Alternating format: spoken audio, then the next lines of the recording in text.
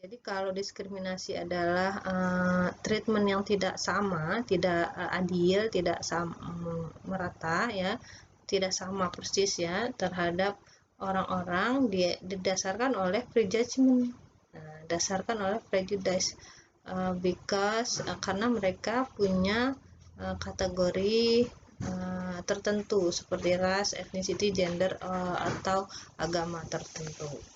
Nah, diskriminasi. Kalau karena dia agamanya ini, maka dia nggak boleh ini. Karena dia gendernya ini, dia nggak boleh ini. Karena dia etnisnya ini, dia nggak boleh ini. Ya, itu diskriminasi. Nah, kalau itu dipelihara dalam waktu yang lama, bahwa ada limitasi-limitasi tertentu terhadap tadi ya, ras tertentu, etnis tertentu, gender tertentu, atau agama tertentu, maka itu sudah terjadi opresi. Konflik-konflik sosial ini bermula seringkali dari sini. Ada stereotype, prejudice, diskriminasi, kemudian opresi. Jadi prejudice itu berdasarkan stereotype ya, yang kemudian hasilnya adalah diskriminasi dan opresi. Itu bahaya. Jadi kita harus membuang jauh-jauh stereotype ketika berhadapan atau menghadapi klien dari culture yang berbeda dengan kita. Kalau sama dengan kita, tentu itu nggak akan terjadi. Ini klien sama etnisnya, sama agamanya, sama gendernya, itu kecil kemungkinannya ya ada terjadi seperti itu. Ada tidak sensitif atau cultural competence kita nggak ada gitu ya. Oke, yang keempat, fourth dimension ya, dimensi keempat ketika kita berhadapan dengan klien yang berbeda culture ya, maksudnya adalah bagaimana dimensi untuk membangkitkan cross cultural ini adalah pentingnya penyadaran diri tentang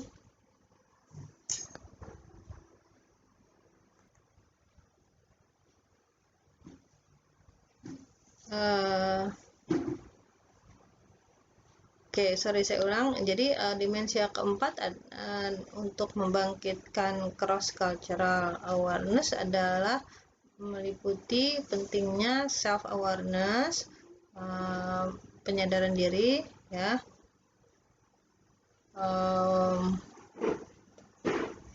one's own tentang etnik dan latar belakang etnik dan culture seseorang, dan bagaimana background itu berdampak pada kemampuan worker untuk praktek gitu.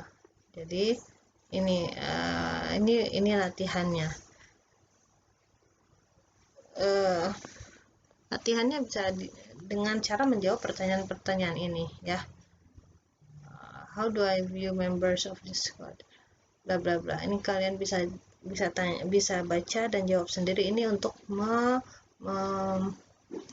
mengenakar sejauh mana Anda sudah self awareness terhadap cross cultural si klien ya.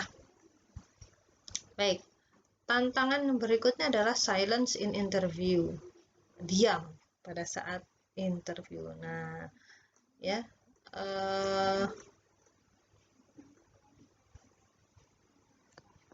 Kadang-kadang ketika interview kita tahu-tahu diam, hening. Kliennya diam, kemudian peksosnya juga diam. Langsung panik peksosnya. Biasanya peksosnya yang panik. Ini gimana nih? Di sini ada dua macam. Yang pertama, diam itu mulanya si kliennya yang diam. Ya, tahu-tahu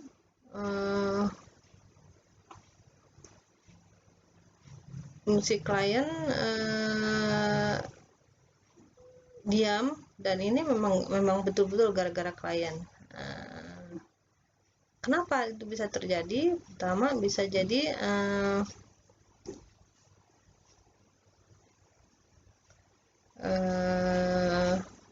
klien ini berhadapan atau mengadres suatu isu, kemudian dia sampai pada poin di mana dia tidak yakin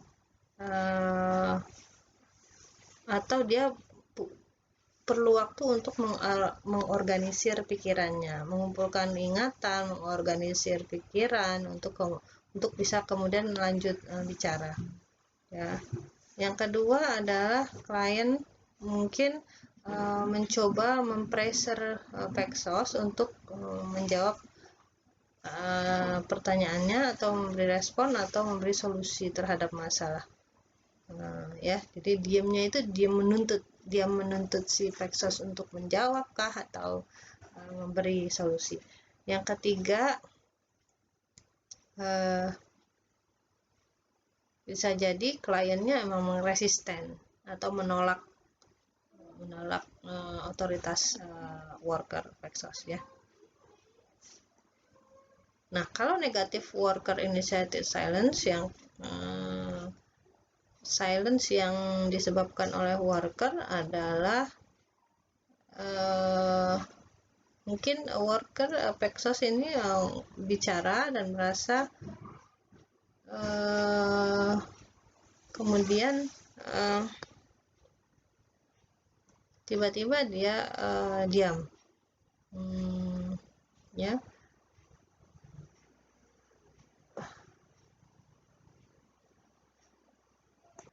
Baik, tentang silence atau diam dalam interview ini kita akan lanjutkan di pertemuan selanjutnya, ya. Saya pikir kali ini saya cukupkan penjelasan saya tentang skill verbal response, ya, utamanya dalam interview. Selanjutnya, jika ada pertanyaan, silakan ajukan via WhatsApp group, nanti saya akan menjawabnya. Mohon maaf atas semua kekurangan dari saya.